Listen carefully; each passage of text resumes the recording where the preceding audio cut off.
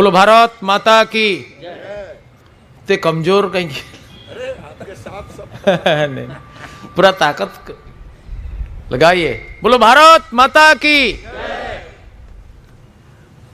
नागर जी, और आज के मुख्य आकर्षण हमारे एमएसएमई विभाग के जो मंत्री माननीय नितिन गडकरी जी, पशुपालन, डायरी और मत्स्यिकी विभाग के मंत्री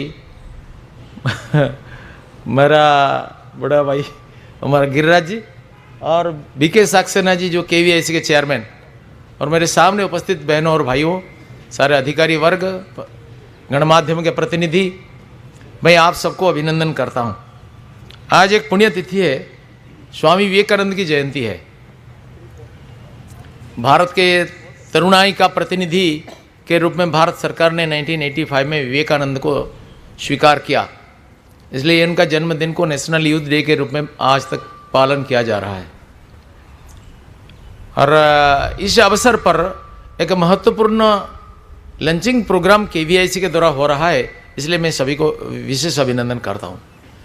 गौ माता कामधेनु, इसको सिद्ध करने के लिए ये प्रस्तुत हुआ है। ये एकमात्र प्राणी है जिनका मल भी मल नहीं है, मल शोधक है। क्योंकि आप तो किसी प्राणी का मल को भित्ति पर नहीं लगाएंगे, सर्वश्रेष्ठ प्राणी मनुष्य का मल को छुएंगे नहीं, लेकिन गौ माता का मल वो कभी कभी मानव मल को भी खा लेती है, फिर भी मल शोधक हो जाता है उनका मल। ऐसा दिव्य शक्ति परमात्मा ने दिया। ये विधाता का मानव समाज के लिए, प्राणी समाज के लिए, सृष्टि के लिए एक अमूल्य वरदान है गौ माता। और इनका मल से ज़्यादातर यही कच्चा माल है, और बाकी सब मिला करके हमारा एक वैदिक विज्ञान का आधुनिक विज्ञान के साथ समन्वय करके केवीआईसी ने ये प्रस्तुत किया है। हमारा देश में इसकी ज्ञान सामान्य आदमी को था, गांव के अनपढ़ महिलाओं को भी था, इसलिए जो मिट्टी के घर में आज तक भी हजारों साल से गोबर से लिपा पोछा करते हैं, क्योंकि उनको ये मालूम था कि गोबर का ये चमत्कारी शक्ति के विषय में, ये नन टॉक्सिक है, नन फंगल है, ये बिल्कुल कीटाणुनाशक है। ये आप प्रयोग भी कर सकते हैं। किसी लेटरिन में ले करके गोबर का पानी को डाल करके आप देख सकते हैं कि क्या इसका प्रभाव है, तुरंत गंध निकल जाएगा। आप टंकी में इसको प्रयोग कर सकते हैं, मैंने किया है। इसलिए इसका कई बार प्रदूषण दूर करने के लिए इसका प्रयोग किया जाता है। एक रमणीय कहानी मेरे को याद आता है, मैंने 20 साल पहले एक सज्जन से सुना था। एक संत था, वो संत जा रहे थे, किसी व्यापारी, उनका एक फैक्ट्री चल रहा था, वो बड़ा निराश मन में जा रहा था। संत को प्रणाम किया, उनको गुरु मानता था। संत ने पूछा, क्या बेटा व्यापार ठीक चलता है? नहीं नहीं, व्यापार पूरा ठप हो गया, बंद हो गया। क्यों? वो मेरा फैक्ट्री से जो स्लाज निकलता है, इसके कारण पोल्यूशन इतना हुआ है, जन आंदोलन हो गया है, वो फैक्ट्री को बंद करना पड़ा, सरकार ने आदेश पत्र दे दिया। अच्छा, तुम एक छोटा सा काम करो, क्या? कोई गौशाला से संपर्क करो, गौशाला का सारा गोबर और गोमूत्र को खरीद करके ले आओ, उनको अच्छी मात्रा से पानी में मिलाओ और उनको ये स्लाज के ऊपर छिड़को। 15 दिन में, 1 महीना में तुमको अच्छा खाद मिल जाएगा, तुम इसको पैकेट करके बेच सकते हो, डबल लाभ होगा, फैक्ट्री भी चलेगा। वो ऐसा किया, वो ऐसा भी हुआ, वो उसको पैकेट करके अच्छा उत्कृष्ट खाद के रूप में बेच करके डबल प्रॉफिट किया। ऐसा कई घटना है गौमाता के द्वारा ये, जिसका मलमूत्र पूरी सभी जनता की काम में लगता है। एक पेड़ के नीचे गौमाता सो जाती है, लेकिन जब उठकर जाती है, उनको छाया प्रदान किया पेड़, ये ऋणी किसका नहीं होता, सबको ऋणी बना देती है। उधर गोबर दे देते हैं, पौष्टिक तत्व दे दिया है। गोबर गौमाता को हम क्या देते हैं? जो हम नहीं खाते हैं उसको देते हैं, लेकिन taking waste she gives us the best. Waste protein देता है गोरस के रूप में, बेस्ट विशोधक देता है, औषध देता है गौमूत्र के रूप में, और बेस्ट खाद देता है गोबर के रूप में। गोबर से आज वॉच बनता है, घंटा बनता है, दंतमंजन बनता है, साबुन बनता है, पेंट्स बनता है, कई प्रकार का, हजारों प्रकार का चीज गोबर से बनता है। और उसको एक ग्रामोद्योग के रूप में पूरे भारत में स्थापित करके गांव का स्थिति को हम समृद्ध कर सकते हैं। माननीय प्रधानमंत्री करुणा की ये भयंकर कालखंड में आत्मनिर्भर भारत की आह्वान दिया। आत्मनिर्भर भारत का मतलब क्या होता है? हर व्यक्ति और हर गांव आत्मनिर्भर होगा तो देश आत्मनिर्भर बनेगा।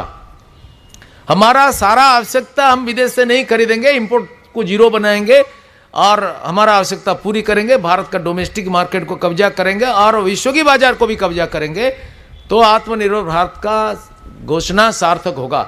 और इसमें एक महत्वपूर्ण पहल है, केवीआईसी का ये क्रांतिकारी आविष्कार है और इसके द्वारा भारत आत्मनिर्भर बनने की दिशा में आगे बढ़ेगा।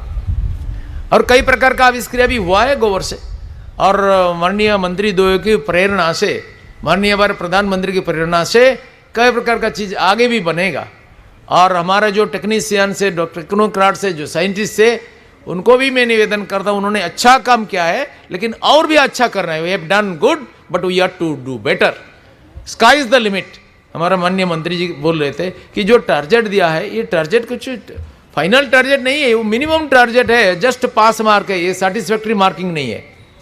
हमारा जो टारगेट है वो फाइनल टारगेट नहीं है, इसलिए स्काई इज द लिमिट। हमारा टारगेट का कोई सीमा नहीं है। भारत को आत्मनिर्भर बनाना, किसानों का आय का दुगनी करना मिनिमम टारगेट है। किसान का आय का 5 गुण भी किया जा सकता है। सारा विश्व स्तर में एक प्रतिस्पर्धी देश के रूप में हमको आगे बढ़ना है। भारत का ऐसा गौरव में अतीत था, उसको आगे भी और गौरवशाली बनाना है। इसलिए हम सबको मिलकर के काम करना है। और ये पेंट एक चमत्कारी आविष्क्रिया है, इससे किसानों का आय बढ़ेगा, गौ माता कत्लखाना जाने से बच जाएगा। जब गोबर और गौमूत्र से उनको साल में 30,000, 40,000, 50,000 रुपया मिलेगा, 60,000 रुपया मिलेगा, गाय को बेचेगा क्यों? जो दूध देने वाली गाय नहीं है, लूला, लपंग, अपंग, ऐसा गाय है, दिव्यांग गाय है, वो भी 50,000 रुपया में उनका गोबर गौमूत्र बेचा जाएगा। अगर पेंट बनेगा, वॉच बनेगा, दंत मंजन बनेगा, इसमें पावर जनरेट होगा, तो यू क्यों बेचेगा? इसको प्रचार कैसे किया जाएगा? टेक्नोलॉजी को ये ट्रांसफर करेगा केवीआईसी, और प्रचार आप लोग करेंगे, सारा जनता, गणमाध्यम के प्रतिनिधि आप लोग करेंगे, और एक कर्म संस्कृति का प्रारंभ हो जाएगा जिसको हमने छोड़ दिया है। ये कर्म संस्कृति के द्वारा भारत का पुनः अभ्युत्थान होगा, आत्मनिर्भर भारत का स्वप्न साकार बनेगा। महात्मा गांधी बोलते थे, not mass production but production by masses is the solution to our economic problems. Swami Vivekananda भी कहते थे, इंडिया लिव्स इन कॉटेजेस। इसलिए एक कुटीर को उठाना होगा, किसान को, मजदूरों को उठाना पड़ेगा, श्रमिकों को उठाना पड़ेगा। इसके लिए गाय ही सर्वोत्कृष्ट माध्यम है। खादी और गाय के द्वारा भारत का आर्थिक कायाकल्प हो सकता है, और आज इसका शुभारंभ हुआ है। इसलिए मैं आप सबको निवेदन करता हूं कि इसको ज्यादा से ज्यादा प्रचार करके और गांव-गांव में ऐसा छोटा छोटा प्लांट बना करके गांव को आत्मनिर्भर बनाना है। इसी के साथ मेरा वाणी को विराम देता हूं। बोलो भारत माता की वंदे